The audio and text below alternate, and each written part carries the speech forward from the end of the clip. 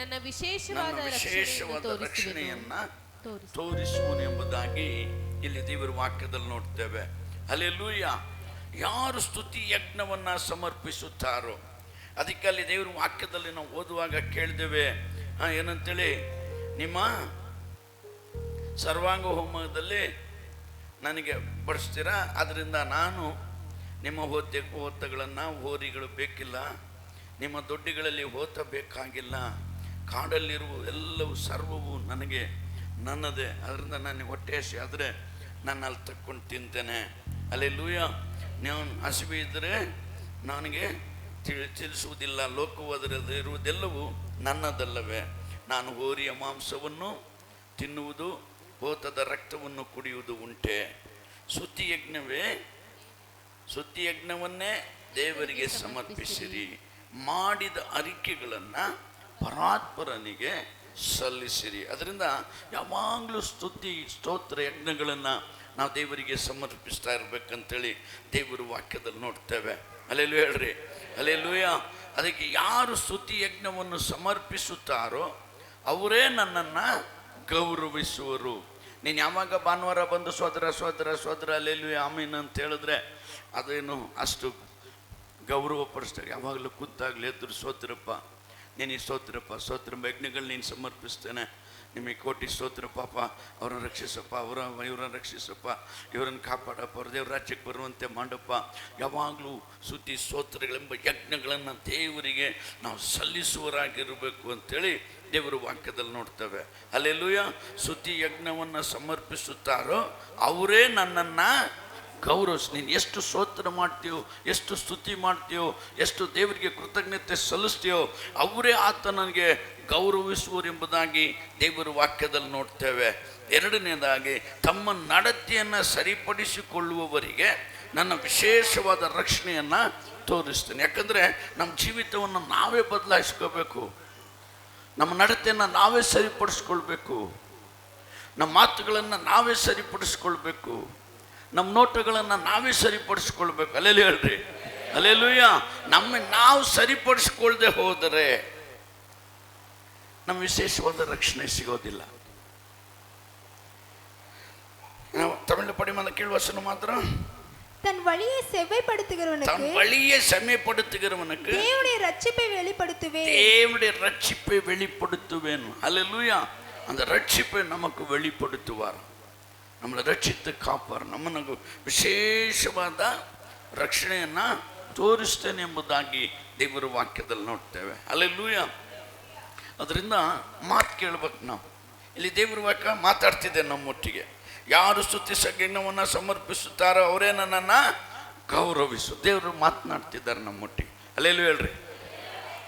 ತಮ್ಮ ನಡತೆಯನ್ನು ಸರಿಪಡಿಸಿಕೊಳ್ಳುವವರಿಗೆ ನನ್ನ ವಿಶೇಷವಾದ ರಕ್ಷಣೆಯನ್ನು ಕೊಡುತ್ತೇನೆ ಎಂದು ದೇವರು ಮಾತಾಡ್ತಾ ಇದ್ದಾರೆ.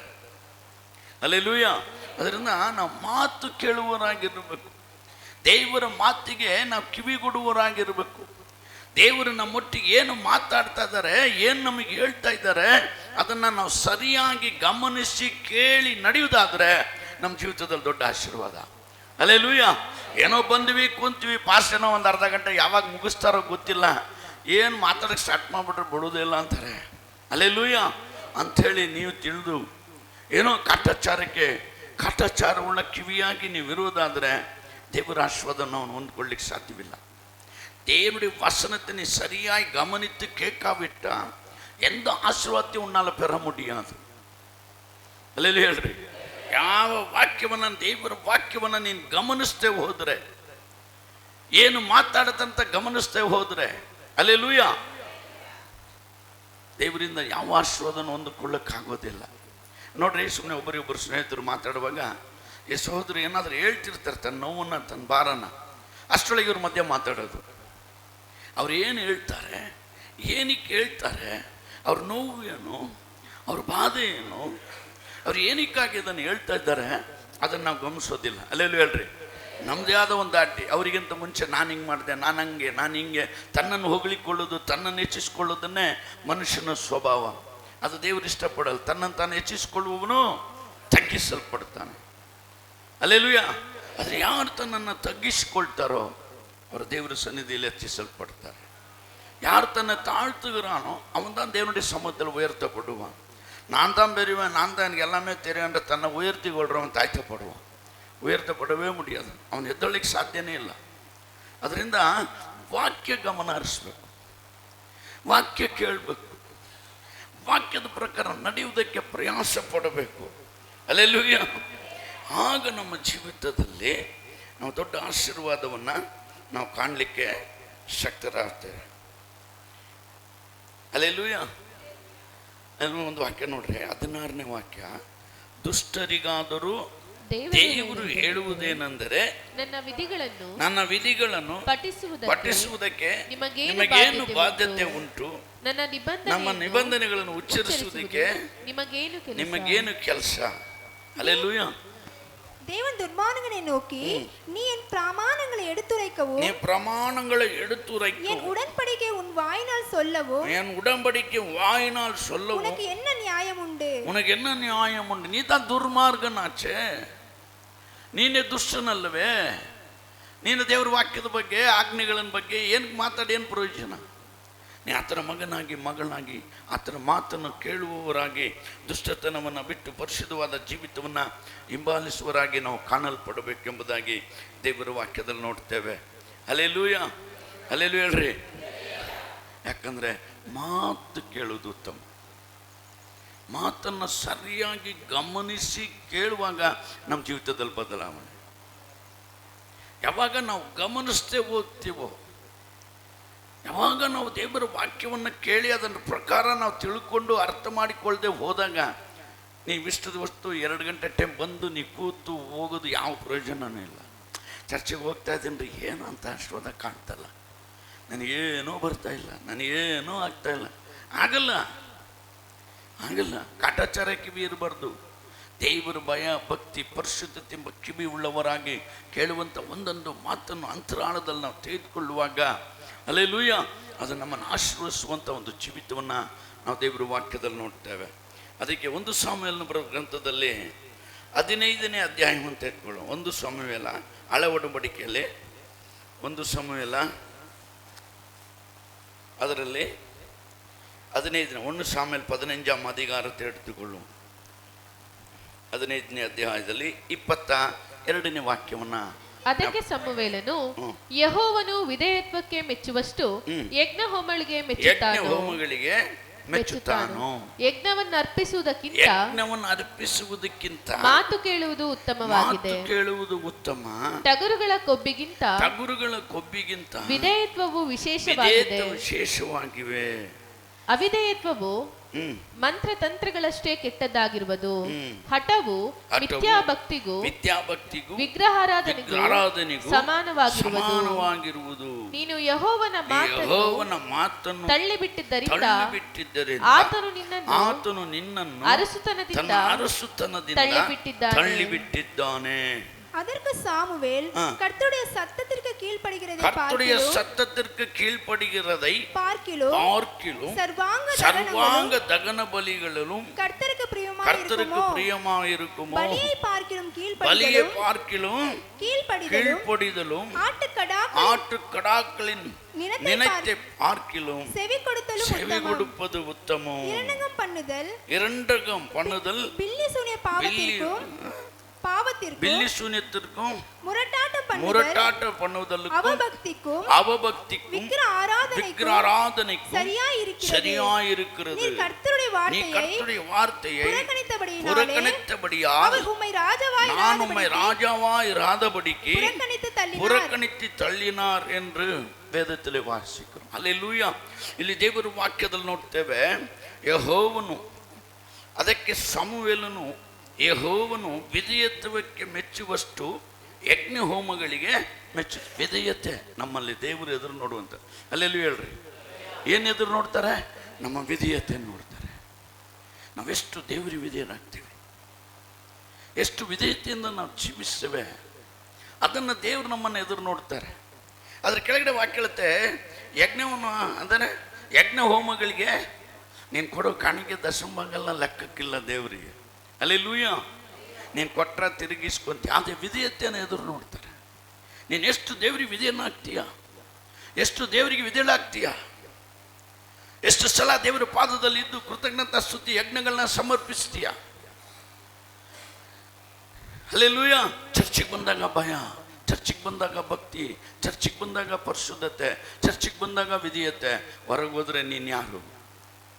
ನಿನ್ನಿಷ್ಟಕ್ಕೆ ஜீவிசோம். ஆலயத்துக்கு வந்தால் தான் ஒரு பயம், ஆலயத்துக்கு வந்தால் தான் ஒரு நடுக்கம், ஆலயத்துக்கு வந்தால் ஒரு பரிசுத்தம். ஆலயத்தை விட்டு வெளியே போனால் நம்ம யாரும் அல்லேலூயா நம்ம ಯಾರು ಪರಿಶುದ್ಧರನ್ನು சொல்லவே முடியாது. ನಾವು ಪರಿಶುದ್ಧರು ಎಂಬುದಾಗಿ ಯಾರು ನಮ್ಮನ್ನು ತಿಳಿಸ್ಲಿಕ್ಕೆ ಆಗೋದಿಲ್ಲ. ಅದರಿಂದ ನಮ್ಮ ಏನು ಕಾಣಿಕೆ ಕೊಟ್ಬಿಟ್ರೆ, ದಶಂಭಾಗ ಕೊಟ್ಬಿಟ್ರೆ ದೇವರು ಸಂತೋಷ ಪಡ್ತಾರಂತ ನೆನೆಸ್ಬೇಡ್ರಿ. ವಿಧೇಯತೆ, ದೇವರ ವಾಕ್ಯಕ್ಕೆ ನೀವು ಎಷ್ಟು ತಗ್ಗಿ ಬಗ್ಗಿ ನಡೀತಿರೋ ಅಷ್ಟು ನೀವು ಹೆಚ್ಚಿಸಲ್ಪಡ್ತೀರ. ಎಷ್ಟು ನಿಮ್ಮನ್ನು ನೀವು ಹೆಚ್ಚಿಸ್ಕೊಳ್ಳೋದಕ್ಕೆ ನೋಡ್ತಿರೋ ನೀವು ಅಷ್ಟೇ ತಗ್ಗಿಸಲ್ಪಡ್ತೀರೆಂಬುದಾಗಿ ದೇವರ ವಾಕ್ಯದಲ್ಲಿ ನೋಡ್ತೇವೆ. ಯಜ್ಞವನ್ನು ಅರ್ಪಿಸುವುದಕ್ಕಿಂತ ಮಾತು ಕೇಳುವುದು ಉತ್ತಮ ಎಂಬುದಾಗಿ ದೇವರ ವಾಕ್ಯದಲ್ಲಿ ನೋಡ್ತೇವೆ. ಹಲ್ಲೆಲೂಯಾ. ಯಾಕಂದರೆ ಮಾತು ಕೇಳಬೇಕಂತೆ, ಮಾತು ಕೇಳಬೇಕು. ವಿಧೇಯತೆ, ಟಗುರುಗಳ ಕೊಬ್ಬಿಗಿಂತ ವಿಧೇಯತೆಯೇ ஹல்லேலூயா. ஆட்டுக்கடாவை நினைக்கப்பதை பார்க்கிலும் செவி கொடுப்பதே உத்தமம். செவி கொடுக்கணும், வசனத்தை கேட்கணும், அது பிரகாரம் நடக்கணும். ಹಲ್ಲೇಲೂಯಾ. ದೇವರು ಏನು ನಮ್ಮ ಹತ್ರ ಏನು ಎದುರು ನೋಡ್ತಾರೆ? ವಿಧೇಯತೆ. ಆ ಭಯ, ಒಂದು ಕೆಟ್ಟ ಮಾತಾಡುವಾಗಲೂ ಅಯ್ಯೋಪ್ಪ ನಾನು ಯಾಕೆ ಮರ ಈ ಬಾಯಲ್ಲಿ ನನ್ನ ಬಾಯಲ್ಲಿ ಬಂದ್ಬಿಡ್ತು, ಅಯ್ಯೋ ನಾನು ಯಾಕೆ ಹಿಂಗೆ ಮಾತಾಡಕ್ಕೆ ಹೋದೆ, ಅಯ್ಯೋ ನಾನು ಯಾಕೆ ಹಿಂಗೆ ಹೇಳಕ್ಕೆ. ಆ ಭಯ ಬರಬೇಕು. ಆ ಪರಿಶುದ್ಧತೆ ಎಂಬ ಜೀವಿತ ನಮ್ಮಲ್ಲಿ ಬರಬೇಕು. ಆ ಪರಿಶುದ್ಧ ಜೀವಿತೆ ಬರಬೇಕಾದ್ರೆ ವಿಧೇಯತೆ ಬರಬೇಕು.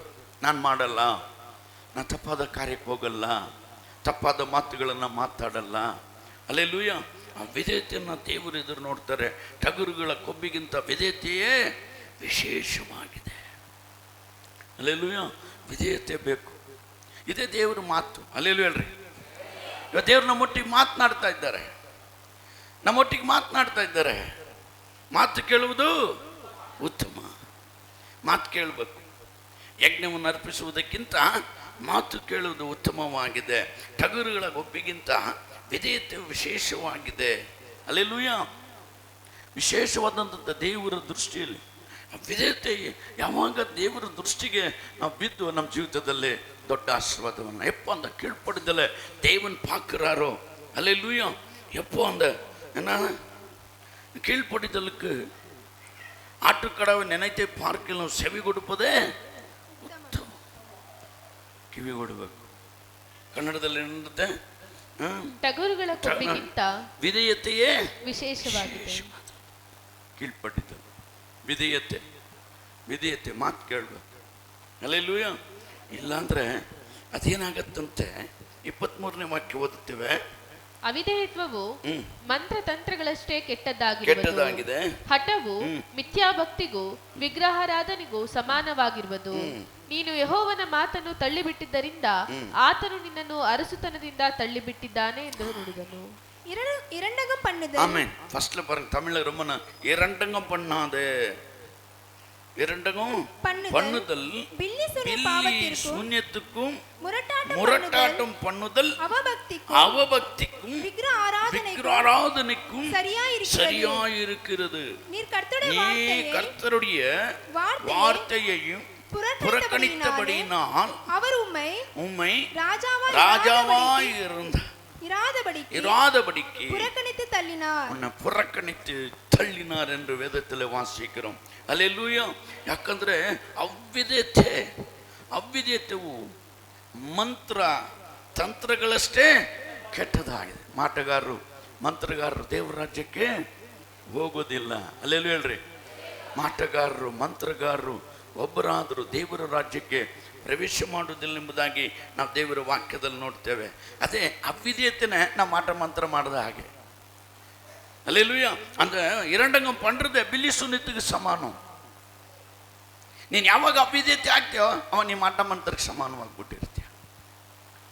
ಅವಿಧೇಯತೆಯನ್ನು ದೇವರು ಎದುರು ನೋಡ್ತಾರೆ. ವಿಧೇಯತೆ ಸುಮ್ಮನೆ ಒಂದು ಉದಾಹರಣೆ. ಹಲ್ಲೇಲೂಯಾ. ಚೈನ್ ಪ್ರೇಯರ್ ಇದೆ. ಬರ್ರಿ, ಸಮಯ ಇರೋಲ್ಲ, ಬಂದು ಪ್ರಾರ್ಥನೆ ಮಾಡ್ರಿ. ಎಷ್ಟು ಜನ ವಿಧೇಯರಾಗ್ತಾ ಇದ್ದೀವಿ ನಾವು? ಬೆರಳೆಣಿಕೆ ವಿಶ್ವಾಸಿಗಳು ಮಾತ್ರ. ಬೆರಳೆಣಿಕೆ ವಿಶ್ವಾಸಿಗಳು ಬಂದು ಏನೋ ಒಂದು ಪ್ರಾರ್ಥನೆ ಮಾಡ್ತಾರೆ. ಮಿಕ್ದವರಿಗೆಲ್ಲ ಯಾವ ವಿಧೇಯತೆಯೂ ಇಲ್ಲ, ಏನೇನೂ ಇಲ್ಲ. ಅಲ್ಲಿ ಸುಮ್ಮನೆ ಒಂದು ಉದಾಹರಣೆ ಹೇಳ್ತಿರೋದು. ನಾವು ಎಷ್ಟು ವಿಧೇಯರಾಗಿದ್ದೇವೆ, ಎಷ್ಟು ದೇವರ ಮಾತಿಗೆ ವಿಧೇಯತೆಯನ್ನು ಹೊಂದ್ಕೊಂಡಿದ್ದೆ. ನೀನು ಇದನ್ನೇ ವಿಧೇಯನಾಗಿ ಮಾಡದೆ ಹೋದರೆ ನಿನ್ನ ಜೀವಿತದಲ್ಲಿ, ನಿನ್ನ ಮನೆಯಲ್ಲಿ, ನಿನ್ನ ಕುಟುಂಬದಲ್ಲಿ ನೀನು ವಿಧೇಯತೆ ಇರತ್ತಾ? ನೀವು ವಿಧೇಯರಾಗಿ ಜೀವಿಸ್ತೀರಾ? ವಿಧೇಯರಾಗಿ ನಡೆಯುತ್ತೀರಾ? ದೇವರು ಮೆಚ್ಚುತ್ತಾರಾ? ಅಲ್ಲೇಲೂಯ. ಮಾಟ ಮಂತ್ರಕ್ಕೆ ಸಮಾನರೆಂಬುದಾಗಿ ಎಲ್ಲ ஒரு கீழ்ப்படுதல் வரும். வார்த்தை, கர்த்தருடைய வார்த்தைக்கு சும்மா செயின் ப்ரேயர் பண்ணுறோம் வாங்கன்னா சில பேர் தான் வராங்க, மிச்ச பேர்லாம் யாரும் திரும்பி கொடுப்பாங்க. எங்கே கீழ்ப்படுதல்? எங்கேருந்து உன்னை கர்த்தர் உயர்த்திடுவார், எங்கேருந்து உன்னை ಆಶೀರ್ವದಿப்பார்? ನೀ பெரிய ಊರಾ? ನಾವು ಭಾರಿ ದೊಡ್ಡವರ, ನಾವು ದೇವ್ರ ಮುಂದೆ ನಮ್ಮನ್ನು ಹೆಚ್ಚಿಸೋಕ್ಕೆ ಯಾವ ಕಾರಣಕ್ಕೆ ಹೆಚ್ಚಿಸಲ್ಲ. ವಿಧೇಯತೆಯನ್ನು ದೇವ್ರ ಮೆಸ್ ಕೇಳ್ತಾ ಇದ್ದಾರೆ. கீழ்ப்படிதலை கர்த்தர் எதிர்பார்க்கிறார். நீ கீழ்ப்படியலாம் வாழ்க்கையில் நீ வெறுமையாக தான் இருப்ப, நீ ஆசீர்வதிக்கப்பட மாட்ட. ಕರ್ತರ್ ನಾನು ಸಾವಿಡಲ್ಲ, ನಾನು ಶಾಪಾಡಿದಲ್ಲ, ಸತ್ಯ ಹೇಳ್ತದೆ, ವಾಕ್ಯ ಹೇಳ್ತಿದೆ. ಅಲ್ಲೆಲೂಯ. ಅದರಿಂದ ವಾಕ್ಯ ಹೇಳುತ್ತೆ, ಅವಿಧೇಯತೆ ಮಂತ್ರತಂತ್ರಗಳಷ್ಟೇ ಕೆಟ್ಟದಾಗಿರುತ್ತೆ. இரண்டகமே பில்லி சூன்யத்துக்கும் முரட்டாட்டத்துக்கும் அவபக்திக்கும் விக்கிராராதனைக்கும் சமானமாக இருக்கும் என்று 23வது வசனத்தில் வாசிக்கிறோம். அல்லேலூயா. ಅದರಿಂದ ಮಿಥ್ಯಾಭಕ್ತಿಗೂ ವಿಗ್ರಹಾರಾಧನೆಗೂ ಸಮಾನವಾಗಿದೆ ಎಂಬುದಾಗಿ ದೇವರ ವಾಕ್ಯದಲ್ಲಿ ನೋಡ್ತೇವೆ. ಹಲ್ಲೆಲೂಯ. ಈ ಹಠ ಇದಲ್ಲ, ಹಠ ಮಾಡೋದು, ಅವಿಧೇಯತೆ ತಗ್ಗಿಸಿಕೊಳ್ಳದಿರುವುದನ್ನು ದೇವರು ಇಷ್ಟಪಡುವುದಿಲ್ಲ ಎಂಬುದಾಗಿ ನಾವು ದೇವರ ವಾಕ್ಯದಲ್ಲಿ ನೋಡ್ತೇವೆ. ಹಲ್ಲೆಲೂಯ. ಅದರಿಂದ ಅದರ ಕೆಳಗಡೆ ನೋಡ್ತೇವೆ, ನೀನು ಯೆಹೋವನ ಮಾತನ್ನು ತಳ್ಳಿಬಿಟ್ಟಿದ್ದರಿಂದ ಆತನು ನಿನ್ನನ್ನು ಅರಸುತನದಿಂದ ತಳ್ಳಿಬಿಟ್ಟಿದ್ದಾನೆ. ಹಲ್ಲೆಲೂಯ. ಯಾವ ತನದಿಂದ? ರೈಟು. ಇವ ನಮ್ಮ ಹತ್ರ ಬರೋಣ, ಇವ ನಮ್ಮನ್ನೆಲ್ಲ ನನ್ನನ್ನು ನೋಡ್ರಿ. ಇವ ನಮ್ಮ ಆ ರಾಜ, ಅವನ ಸೌಲ ಏನೋ ತಪ್ಪು ಮಾಡ್ದ, ದೇವರು ತಳ್ಳಿಬಿಟ್ರು. ಇವ ನಿಮ್ಮನ್ನು ಬಿಡ್ತಾರ? ಅಭಿಷೇಕಿಸಿ ಕರೆದಂಥ ದೇವಾದಿ ದೇವನು ರಾಜನಾಗಿ ಅಭಿಷೇಕ ಮಾಡಿದಂಥ ಸೌಲನನ್ನೇ ದೇವರು ತಳ್ಳಿಬಿಟ್ರೆ ನೀನು ನಾನು ಎಷ್ಟರವರು? ನಾವು ನೀವು ಎಷ್ಟು? ಹಲ್ಲೆಲೂಯ. ದೇವರ ಮಗನೆಂಬ, ದೇವರ ಮಗಳೆಂಬ ಅಧಿಕಾರ ಹೊಂದಿದಂಥ ನಮ್ಮನ್ನು ಅವಿಧೇಯರಾಗಿ ನಡೆಯುವಾಗ, ಅವಿಧೇಯತೆಯಲ್ಲಿ ಜೀವಿಸುವಾಗ, ಹಲ್ಲೆಲೂಯ, ನಮ್ಮನ್ನೇನು ಮಾಡ್ತಾರಂತೆ? ಅವನಿಗಿರುವ ಅರಸತನವನ್ನು ಕಿತ್ತಿದ್ರು, ನಮಗಿರುವಂಥ ಮಗನೆಂಬ ಆ ಸ್ಥಾನದಿಂದ ನಮ್ಮನ್ನು ಕಿತ್ಬಿಸಾಕ್ತಾರೆ. ಹಲ್ಲೆಲೂಯ ಹೇಳ್ರಿ. ಹಲ್ಲೆಲೂಯ. ನೋಡ್ರಿ, ಸೌಲ ಅವನ ರಾಜನ ಅಭಿಷೇಕವನ್ನು ಕಳ್ಕೊಂಡ, ರಾಜ್ಯದ ಆಶೀರ್ವಾದನೆಲ್ಲ ಕಳ್ಕೊಂಡ. ಆದರೆ ಅವನು ಸಾಯೋವರೆಗೂ ರಾಜನಾಗೇ ಇದ್ದ. ಹಲ್ಲೆಲೂಯ. ಅವನು ಸಾಯೋವರೆಗೂ ರಾಜನಾಗೇ ಇದ್ದ. ಆದರೆ ಅವನ ದೇವರನ್ನು ನಡೆಸುವಿಕೆ ಒಂದೂ ಇರಲಿಲ್ಲ. அவன் ராஜாவாக தான் இருந்தான். சவுல் கர்த்தரவனை தள்ளிட்டாலும், அவனுக்கு இருக்கிற அப்படியே ஆசீர்வாதத்தை பிடிங்கி வேறொருத்தருக்கு கொடுத்தாலும் அவன் ராஜாவாக தான் இருந்தான். ஆனால் பிரயோஜனம் இல்லாத ராஜாவாக இருந்தான். தேவனுடைய ஆசீர்வாதம் இல்லாத ராஜாவாக இருந்தான். ದೇವರುடைய ನಡತದಲ್ಲಿ ಇಲ್ಲದ ರಾಜಾವಾக இருந்தான். ದೇವರ ನಡೆಸುವಿಕೆ ಇಲ್ಲದೆ ದೇವರ ಆಶ್ವಸ್ತೆ ಇರುವಂಥ ಒಬ್ಬ ಅರಸನಾಗಿ ಅವನು ಜೀವಿಸ್ತ. ಅದೇ ರೀತಿ ನಾವು ದೇವರ ನಡೆಸುವಿಕೆ ಇಲ್ಲದೆ, ದೇವರು ನಮ್ಮೊಟ್ಟಿಗೆ ಮಾತನಾಡದೆ, ದೇವರ ಆಶೀರ್ವಾದ ಇಲ್ಲದೆ ನಾವು ಇರ್ತೇವೆ. ಅಲ್ಲೆಲ್ಲೂ ಹೇಳ್ರಿ, ನಾವು ಆಯುಷ್ ಮುಗಿಯೋವರೆಗೂ ನಾವು ಇರ್ತೇವೆ. ಆದರೆ ಯಾವ ದೇವ ಆಶೀರ್ವಾದವನ್ನು ನಾವು ಹೊಂದ್ಕೊಳ್ಳಿಕ್ಕೆ ಸಾಧ್ಯ? ನಮ್ಮ ಸ್ವಂತ ಪ್ರಯಾಸ, ನಮ್ಮ ಸ್ವಂತ ಬಲದಿಂದ, ನಮ್ಮ ಸ್ವಂತ ಶಕ್ತಿಯಿಂದನೇ ನೀವು ಜೀವಿಸಬೇಕೇ ಹೊರತು ದೇವರ ಆಶೀರ್ವಾದದಿಂದ ನಾವು ಜೀವಿಸಲಿಕ್ಕೆ ಅಸಾಧ್ಯ. ಅಲ್ಲೆಲ್ಲೂ ಹೇಳ್ರಿ. ಅಲ್ಲೆಲ್ಲೂಯ. ನಮ್ಮ ಸ್ವಂತ ಬಲದಲ್ಲೇ ನಾವು ಜೀವಿಸಬೇಕು. ದೇವರು ಯಾವ ಆಶೀರ್ವಾದ ನಾವು ಹೊಂದ್ಕೊಳ್ಳಿಕ್ಕೆ ಸಾಧ್ಯನೇ? ಯಾಕಂದರೆ ನಾನು ತಳ್ಳಿಬಿಟ್ಟಿದ್ದೇನೆ. ನೀನು ಯೆಹೋವನ ಮಾತನ್ನು ತಳ್ಳಿಬಿಟ್ಟಿದ್ದರಿಂದ ಆತನು ನಿನ್ನನ್ನು ಅರಸುತನದಿಂದ ತಳ್ಳಿಬಿಟ್ಟಿದ್ದಾನೆ. ಹಲ್ಲೆಲೂಯ. ಅವರು ராஜாவா இருந்த படிக்கு புறக்கணித்து தள்ளினார் என்று வேதத்தில் பார்ப்போம். அவர் புறக்கணிப்பார், ಮುನ್ನೆ ಎನ್ನೆயும் ಪುರಕಣಿಪಾರ್. ನಿನ್ನನ್ನು ನನ್ನನ್ನು ತಳ್ಳಿ ಬಿಡ್ಲಿಕ್ಕೆ ಆತನ ಶಕ್ತನಾಗಿದ್ದಾರೆ. ಹಲ್ಲೆಲೂಯ. ಹಲ್ಲೆಲೂಯ ಹೇಳ್ರಿ. ಹಲ್ಲೆಲೂಯ. ನಮ್ಮನ್ನ ಖಂಡಿತ ತಳ್ತಾರೆ. ನಾವೇನು ದೊಡ್ಡ ಇವರಲ್ಲ. ಯಾರು ತನ್ನ ಹೃದಯಕ್ಕೆ ಮೆಚ್ಚುಗೆಯಾಗಿರ್ತಾರೋ, ಯಾರು ತನಗೆ ಮೆಚ್ಚುಗೆಯಾಗಿ ನಡೀತಾರೋ ಅಂಥವ್ರನ್ನ ದೇವರು ನಮ್ಮನ್ನು ಆಶೀರ್ವದಿಸ್ತಾರಂತೆ. ಅಲ್ಲೆಲ್ಲೂ ಹೇಳ್ರಿ, ಅಲ್ಲೆಲ್ಲೂಯ. ಇಸ್ರಾಯೇಲ್ ರಾಜ್ಯವನ್ನು ನಿನ್ನಿಂದ ಕಿತ್ತು ನಿನಗಿಂತ ಉತ್ತಮನಾದ ಇನ್ನೊಬ್ಬನಿಗೆ ಕೊಟ್ಟಿದ್ದಾನೆ ಅಂಥೇಳಿ 28ನೇ ವಾಕ್ಯ ಓದೋಣ. 28ನೇ ವಾಕ್ಯ ಹೋದ್ರೆ, அப்பொழுது சாமுவேல் அவனை நோக்கி, கர்த்தர் இன்று கர்த்தரிந்த உம்மிடத்தில் இருந்த இஸ்ரவேலின் ராஜ்யத்தை கிழித்து போட்டு உம்மை பார்க்கிலும் உத்தமனாய் இருக்கிற உம்முடைய தோழனுக்கு அதை கொடுத்தார்.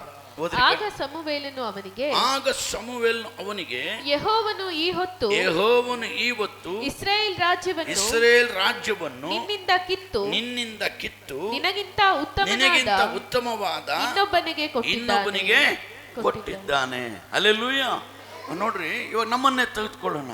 ನಮಗೆ ಅಭಿಷೇಕ ಮಾಡಿ ವರಗಳಿಂದ ಫಲಗಳಿಂದ ನಮ್ಮನ್ನು ತುಂಬಿಸಿ ನಾವು ಏನು ಬೇಡಿದ್ರು ನಮಗೆ ಕೊಟ್ಟು ನಮ್ಮನ್ನು ನಡೆಸಿರುವಂಥ ದೇವರಿಗೆ ನಾವು ಅವಿದ್ಯರಾಗಿ ನಡೆಯುವಾಗ, ಅಲ್ಲೆಲ್ಲೂ ಹೇಳ್ರಿ, ನಮಗಿರುವಂಥ ಅಭಿಷೇಕ, ನಮಗಿರುವಂಥ ಆಶೀರ್ವಾದವನ್ನು ತೆಗೆದು ಯಾರು ದೇವರಿಗೆ ಉತ್ತಮನಾಗಿ ನಡೀತಾರೋ, ಯಾರು ಆತನಿಗೆ ವಿಧೇಯರಾಗಿ ಜೀವಿಸ್ತಾರೋ ಅವ್ರಿಗೆ ನಮ್ಮ ಆಶೀರ್ವಾದ ಅವ್ರಿಗೆ ಕೊಟ್ಬಿಡ್ತಾರೆ. ಅಲ್ಲೆಲ್ಲೂಯ. ಅಲ್ಲಿಗೆ ಏನಾಯ್ತು? 2ರಷ್ಟು ಆಶೀರ್ವಾದ, ಮೊಷ್ಟೇ ಒಂದು ಆಶೀರ್ವಾದ ಹೊಂದ್ಕೊಂಡಿದ್ರು. ನಮಗಿರುವಂಥ ಆಶೀರ್ವಾದವನ್ನು ಕಿತ್ತು ದೇವರು ಯಾರು ಉತ್ತಮರಾಗಿರ್ತಾರೋ ಅವ್ರಿಗೆ ಕೊಡ್ತಾರೆ. ಅಲ್ಲೆಲ್ಲೂ ಹೇಳ್ರಿ, ಅಲ್ಲೆಲ್ಲೂಯ. ನಮಗಿರುವಂಥ ಅಭಿಷೇಕ, ನಮಗಿರುವಂಥ ಆಶೀರ್ವಾದ, ನಮಗಿರುವಂಥ ವರಗಳು, ನಮಗಿರುವಂಥ ಕೃಪಾವರಗಳನ್ನು ದೇವರಿಗೆ ನಾವು ಅವಿದ್ಯರಾಗಿ ನಡೆಯುವಾಗ ಅದನ್ನು ತೆಗಿತಾರೆ. ಬೇಡ ಬೇಡ, ನೀನು ಲಾಯಕ್ಕಿಲ್ಲ, ಬೇಡ. ಅಲ್ಲೆಲ್ಲೂಯ. ಅವ್ರು ಕರುಣೆ ತೋರಿಸುವಾಗ ಕರುಣೆ ತೋರಿಸ್ತಾರೆ.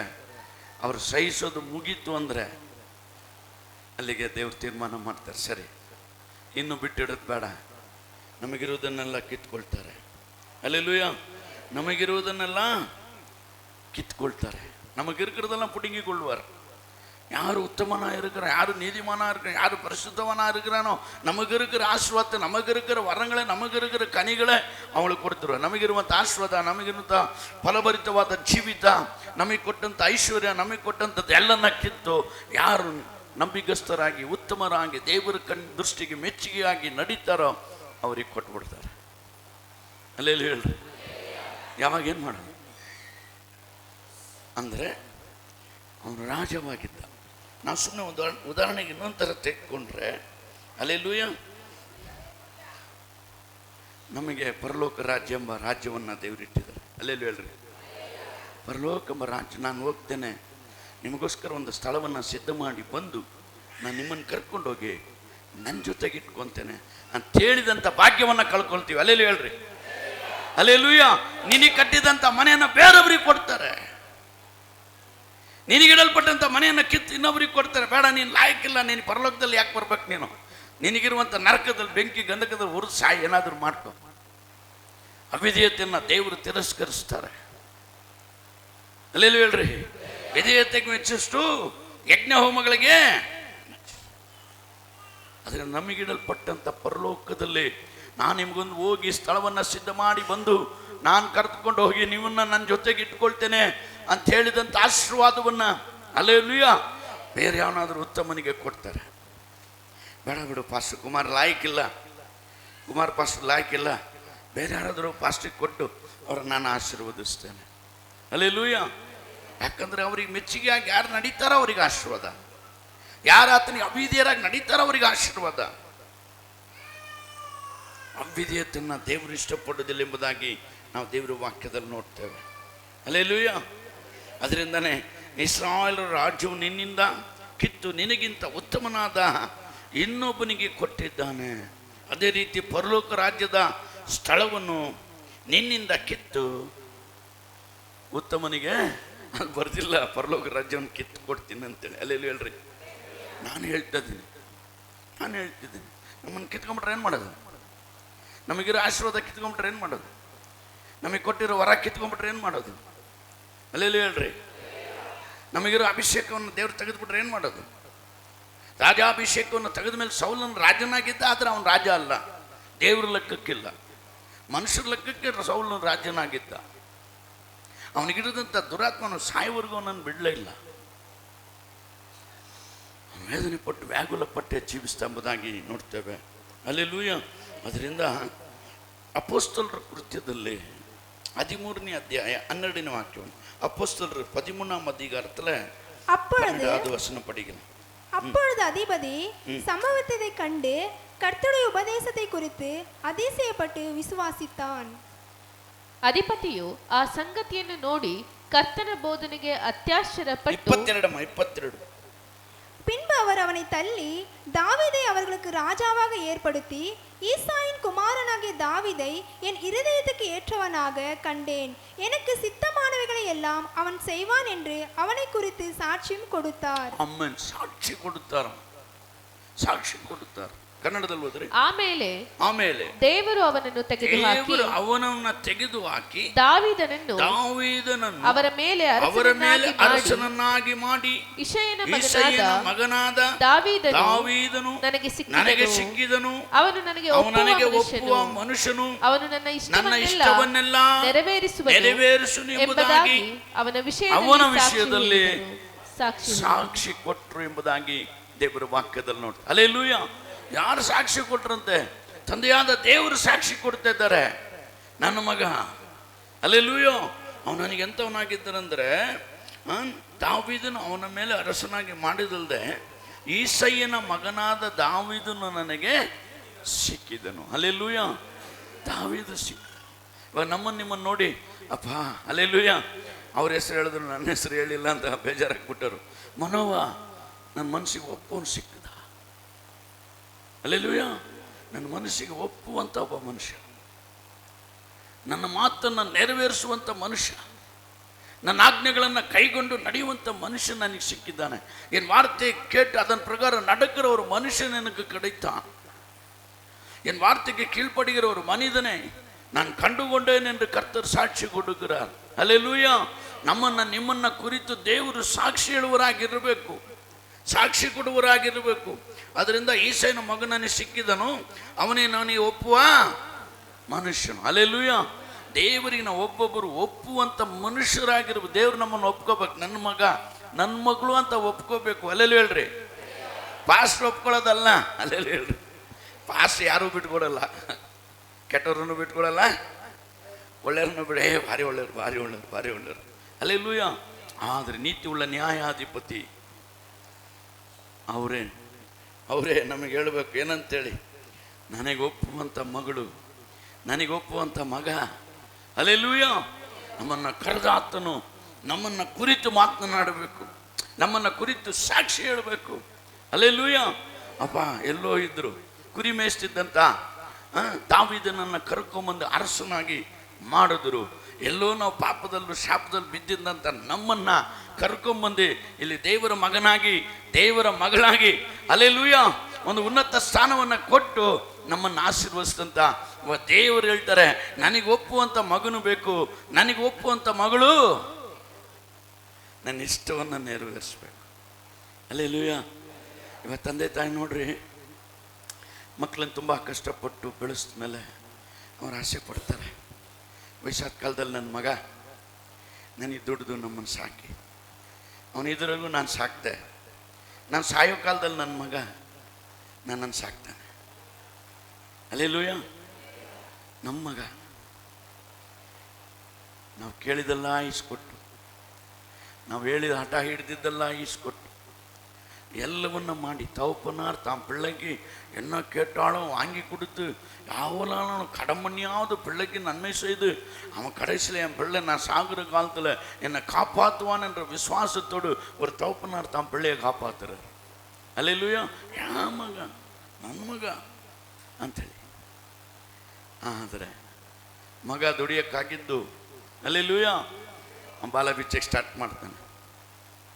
ಫಸ್ಟ್ ತಿಂಗಳು ಸಂಬಳ ತಂದು ಅಪ್ಪ ಅಮ್ಮ ಕೈ ಕೊಡ್ತಾನೆ. ಅಲ್ಲೆಲ್ಲ ಹೇಳ್ರಿ, ನೀವಲ್ಲ, ಸುಮ್ಮನೆ ಒಂದು ಉದಾಹರಣೆ ಹೇಳ್ತಾರೆ, ನೀವಲ್ಲ ಸುಮ್ಮನೆ ಒಂದು ಉದಾಹರಣೆ. 2ನೇ ತಿಂಗಳಲ್ಲಿ ಸಂಬಳ ಬಂದಾಗ 10,000 ರೂಪಾಯಿಲಿ 8,000 ರೂಪಾಯಿನೇ ಇದೆ ಅನ್ನೋದು. ಹಲ್ಲೆಲೂಯಾ. 3ನೇ ತಿಂಗಳಲ್ಲಿ ನಾನು 6,000ನೇ ಕೊಡೋದು. ಹಲ್ಲೆಲೂಯಾ. 5ನೇ ತಿಂಗಳಲ್ಲಿ ಎಲ್ಲ 1 ಪೈಸೆ ಕೊಡಲ್ಲ, ನೀವು ನಿಮ್ಮ ನೋಡ್ಕೊಳ್ರಿ, ನಾನು ನನ್ನ ನೋಡ್ಕೊಳ್ತೀನಿ. ಹೇಗೆ ಅವನ ತಂದೆ ತನ್ನ ಮಗನ್ನ ನಂಬಿ ಈ ಚಿಕ್ಕ ವಯಸ್ಸಿಂದ ಸತ್ತು ಬದುಕಿ ಉಪವಾಸ ಸತ್ತು ತಾನು ಚೆಂದಾಗಿ ಹೊಟ್ಟೆಗೆ ಹಾಕ್ಕೊಳ್ದೆ ಹೋದ್ರು ತನ್ನ ಮಕ್ಕಳು ಚೆನ್ನಾಗಿಲ್ಲ ಅಂತ ಮಾಡಿ ಬೆಳೆಸಿದಂಥವ್ರು ಇವತ್ತು ತಂದೆ ತಾಯಿಗೆ ವಿರೋಧವಾಗಿ ನಿಲ್ತಾರೆ. ಅದೇ ರೀತಿ ದೇವರು ಎಲ್ಲೋ ಕಷ್ಟದಲ್ಲಿ ಬಿದ್ದಂಥ ನಮ್ಮನ್ನು, ಪಾಪದಲ್ಲೂ ಶಾಪದಲ್ಲೂ ಅಕ್ರಮದಲ್ಲೂ ಅನ್ಯಾಯದಲ್ಲೂ ಬಿದ್ದಂಥ ನಮ್ಮನ್ನು ಕರ್ಕೊಂಬಂದು ತನ್ನ ರಕ್ತದಿಂದ ತೊಳೆದು ನಮ್ಮನ್ನು ಪರಿಶುದ್ಧವಾಗಿ ಮಾಡಿ ಹಲ್ಲೆಲೂಯಾ ನನ್ನ ಮಕ್ಕಳು ನನಗೆ ಒಪ್ಪುವಂಥವರಾಗಿರ್ತಾರಂತ ನೆನೆಸಿದ್ರೆ ನಾವೆಂಥವರಾಗಿದ್ದೇವೆ? ಸ್ವಾರ್ಥಕ್ಕೋಸ್ಕರ ಚರ್ಚ್ಗೆ ಹೋದ್ರೆ ಏನೋ ಸಿಗತ್ತಾ? ಲಕ್ಷಗಟ್ಟಲೆ ಸಿಗತ್ತಾ? ಕೋಟಿಗಟ್ಟಲೆ ಸಿಗತ್ತಾ? ಹಲ್ಲೆಲೂಯಾ. ಸ್ವಾರ್ಥಕ್ಕೋಸ್ಕರ ಬರ್ತಿದ್ದೀರಾ, ದೇವರಿಗೋಸ್ಕರ ಬರ್ತಿದ್ದೀರಾ ಅಂಥೇಳಿ ನಮಗೊಂದು ಪ್ರಶ್ನೆ ಬರ್ತಾ ಇದೆ. ಹಲ್ಲೆಲೂಯಾ. ನೀವು ಒಬ್ಬೊಬ್ಬರಿಗೆ ಪ್ರಶ್ನೆ ಬರ್ಬೇಕು, ನಾನು ಯಾಕೆ ಬರ್ತಾ ಇದ್ದೀನಿ ಚರ್ಚಿಗೆ? ನಾನು ಯಾಕೆ ಚರ್ಚಿಗೆ ಬರ್ತಾ ಇದ್ದೀನಿ? ಲಾಭಕ್ಕೋಸ್ಕರ ಬರ್ತೀನ, ದೇವರಿಗೋಸ್ಕರ ಬರ್ತೀನ? நான் லாபத்துக்காக வரனா தேவனுக்காக வரனான்றதை பரிசோதித்து பாருங்க. அல்லேலூயா. ಪರೀಕ್ಷಿಸಿರಿ. ಅದಕ್ಕೆ ಅವ್ರು ಹೇಳ್ತಾರೆ ಏನಂತೇಳಿ, ಅವನು ನನಗೆ ಒಪ್ಪುವ ಮಗನು. ಒಬ್ಬೊಬ್ಬರು ದೇವರಿಗೆ ಒಪ್ಪುವಂಥ ಮಗನಾಗಿ ಮಗಳಾಗಿ ನಾವು ಜೀವಿಸುವರಾಗಿ ಕಾಣಲ್ಪಡಬೇಕು. ಅಲ್ಲೆಲ್ಲ ಹೇಳ್ರಿ, ಯಾರಾದರೂ ಒಂದು ಹೊತ್ತು ಊಟ ಹಾಕಿದ್ರೆ ಸಾಯೋವರೆಗೂ ನೆನೆಸಲ್ಲ ಊಟ ಹಾಕಿದ್ರು ಅಂತೀವಿ. ನಮ್ಮ ಪಾಪೆಲ್ಲ ತೊಳೆದು ಅಕ್ರಮಗಳನ್ನೆಲ್ಲ ತೊಳೆದು ಶುದ್ಧೀಕರಿಸಿ ನಮ್ಮ ನೀತಿವಂತರಾಗಿ ಮಗನಾಗುವಂಥ ಅಧಿಕಾರ ನಮಗೆ ಕೊಟ್ಟು ಹಲ್ಲೆಲೂಯಾ ನಾವು ದೇವರಿಗೆ ಅಭ್ಯುದಯರಾಗಿ ನಡೆಯುವಾಗ, ಅವ್ರ ವಾಕ್ಯದ ಪ್ರಕಾರ ನಡೆದೇ ಹೋದಾಗ ಅವ್ರ ನೋವು ಎಷ್ಟು ನೋವು ಪಟ್ಟರು, ಎಷ್ಟು ನೋವು ಉಂಟಾದಾತು. ಹಲ್ಲೆಲೂಯಾ. ಅವನು ನನ್ನ ಇಷ್ಟವನ್ನೆಲ್ಲ ಅವ್ರ ಇಷ್ಟವನ್ನೆಲ್ಲ ದೇವರು ನಾನು ನೆರವೇರಿಸ್ತಾನೆ ಅನ್ನೋ ಆಸೆ. ಇವಾಗ ದೇವ್ರ ಆಸೆನು ಸುವಾರ್ತೆ ಸಾರ್ರಿ, ದೇವ್ರ ವಾಕ್ಯ ಹೇಳ್ರಿ, ಆತ್ಮನ ರಕ್ಷಣೆ ಮಾರ್ಕೆಟ್ ನಡೆಸ್ರಿ, ನಿಮ್ಮಂಗೆ ಯಾರೆಲ್ಲ ಕಷ್ಟದಲ್ಲಿದ್ದಾರೆ ಅವ್ರಿಗಾಗಿ ಪ್ರಾರ್ಥನೆ ಮಾಡಿರಿ. ನಾನು ಒಬ್ಬರಾದ್ರೂ ನಾಶವಾಗಿದೆ, ಎಲ್ಲ ನಿತ್ಯ ಜೀವ ಪಡಿಬೇಕಂತೇಳಿ ನಾನು ಬಂದಿದ್ದೀನಿ, ನಿಮ್ಮನ್ನು ಕರೆದಿದ್ದೀನಿ. ನಿಮ್ಮ ಹಾಗೆ ಇನ್ನೊಬ್ಬರು ರಕ್ಷಣೆ ಹೊಂದಿ ನಿತ್ಯ ಜೀವಕ್ಕೆ ಬರುವಂತೆ ಹಲ್ಲೆಲೂಯಾ ನೀವು ಪ್ರಾರ್ಥನೆ ಮಾಡೋದು, ಸೇವೆ ಮಾಡೋದು, ಸಾಕ್ಷಿ ಕೊಡೋದು, ಸುವಾರ್ತೆ ಸಾರೋದು, ಏನಾದರೂ ನನ್ನ ಮಕ್ಕಳು ನನಗೆ ಒಪ್ಪುವಂತೆ, ನನ್ನ ಮನಸ್ಸು ಸಂತೋಷಪಡಿಸುವಂತೆ ಹಲ್ಲೆಲೂಯಾ ಕೆಲಸ ಮಾಡ್ತಾರಂತ ಎದುರು ನೋಡ್ತಾ ಇದ್ದಾರೆ. ನಮಗಿರೋ ಆಸ್ತಿ ಐಶ್ವರ್ಯನು ನನಗೆ ಕೊಡ್ತಾರಂತ ದೇವರು ಎದುರು ನೋಡ್ತಾರಲ್ಲ. ಅಲ್ಲೆಲ್ಲೂ ಹೇಳ್ರಿ, ನಿಮ್ಮ ಆಸ್ತಿ ಐಶ್ವರ್ಯ ಇನ್ನು ನಾನು ಈ ಭೂಮಿಯಲ್ಲಿರೋ ಎಲ್ಲ ಐಶ್ವರ್ಯವು ನನ್ನದೇ ಅಂತ ದೇವ್ರ ವಾಕ್ಯ ಕೇಳಲ್ಪಡುತ್ತೆ. ಹಲ್ಲೆಲೂಯಾ. ದರಿದ್ರರಾಗಿದ್ದ ನಮ್ಮನ್ನು ಐಶ್ವರ್ಯವಂತನಾದ ದೇವರು ನಮ್ಮೆಲ್ಲ ದರಿದ್ರತನ ಆತನು ತೆಗೆದುಕೊಂಡು ನಮ್ಮನ್ನು ಐಶ್ವರ್ಯವಂತರಾಗಿ ಮಾಡುವುದಕ್ಕೆ ಈ ಲೋಕಕ್ಕೆ ಬಂದರು. ಅಲ್ಲೆಲ್ಲ ಹೇಳ್ರಿ, ಹಲ್ಲೆಲೂಯಾ. ನಮ್ಮೆಲ್ಲ ದರಿದ್ರ, ಕಷ್ಟ, ಕಣ್ಣೀರು, ವೇದನೆ, ಬಡತನ, ದರಿದ್ರ, ಸಾಲ, ಬಟ್ಟೆ ಇಲ್ಲದೆ ನರಳುತ್ತಿದ್ದಂಥ ನಮ್ಮನ್ನು ಹುಡುಕಿ ಬಂದು ರಕ್ಷಿಸಿ ನಮ್ಮನ್ನು ಐಶ್ವರ್ಯವಂತರಾಗಿ ಮಾಡುವಂಥ ದೇವಾದಿ ದೇವನಿಗೆ ನಾವೇನು ಮಾಡ್ತಾ ಇದ್ದೇವೆ? ಅಷ್ಟಲ್ಲೇ ಸಮಯ ಹೋಗ್ಬಿಡ್ತು, ಆದರೆ ಒಂದು ನಿಮಿಷ ಹೇಳಿ ಮುಗಿಸ್ತೇನೆ. ಹಲ್ಲೆಲೂಯಾ.